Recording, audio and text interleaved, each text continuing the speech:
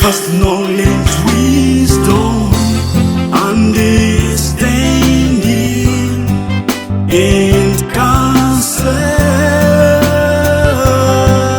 Good morning. We are Tuesday, July 7. In the first reading of today, we continue to journey with Hosea, the prophet of Samaria. But he is confronted with the idolatry of the people at Sichem.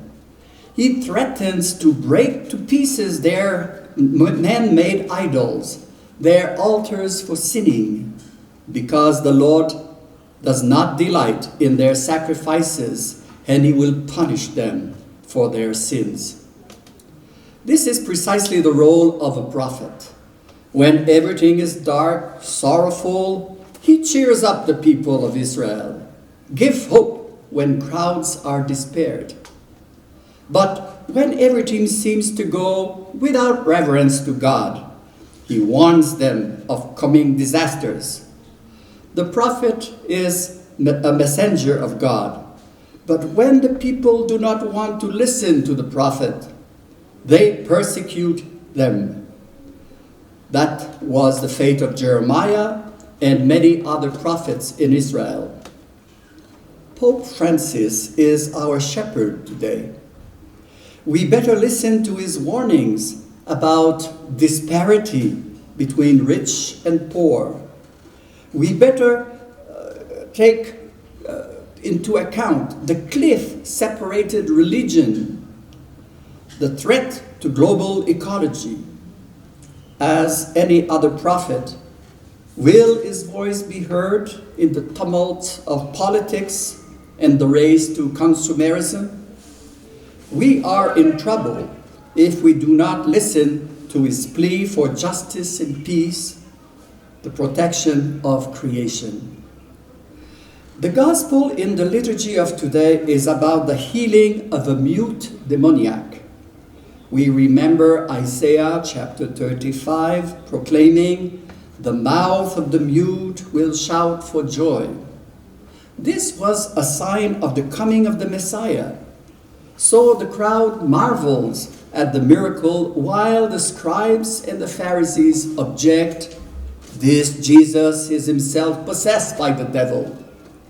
They cannot accept the novelty of the message of Jesus. This does not prevent him from continuing in preaching and healing in all their cities and towns. He has compassion for the crowds because they are like sheep without shepherd. The harvest is plentiful, but the laborers are too few. Pray therefore that the Lord will send out laborers into his harvest. Quoting from the Gospel of today. Indeed, Jesus is about to send 12 men to continue his mission because the harvest is ready, is ripe, and the laborers are expected to do their work, even if, for now, they are too few.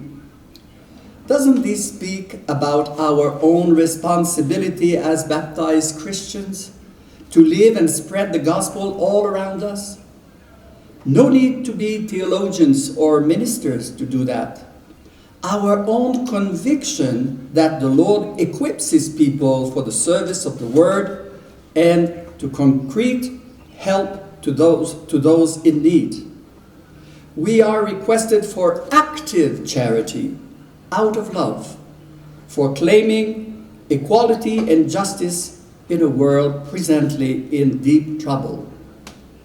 A true disciple does not sit back, but is eager to bring changes to society, to be a healer for a wounded community, to show compassion and solidarity in front of the difficult situations we live in.